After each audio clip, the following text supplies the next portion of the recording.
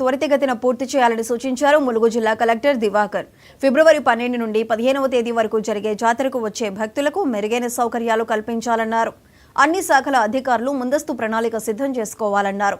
తాడ్వాయి మండలంలోని మేడారంలో జిల్లా కలెక్టర్ దివాకర్ ఆకస్మిక పర్యటన చేపట్టి క్యూలైన్, జంపన్న వాగు వద్ద స్నానఘట్టాలు, పారిశుధ్య పనులను పరిశీలించారు.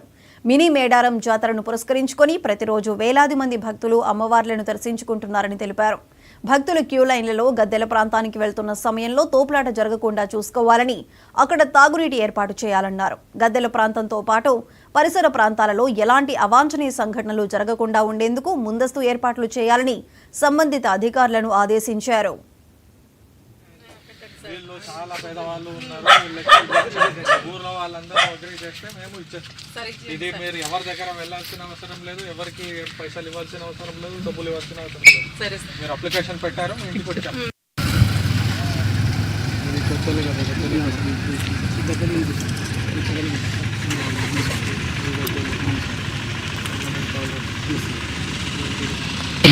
ఇక్కడ మరి మనం ఇక్కడ ఉన్నాం అనుకుంటున్నాం. సార్ అవును సార్, అవును సార్.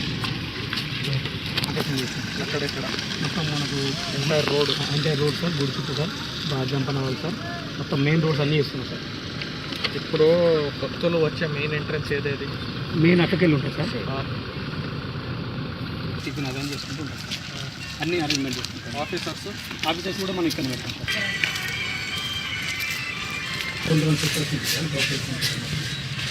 ఇవన్నీ ఇప్పుడు అట్లనే ఉంది. ఎవరు చెత్త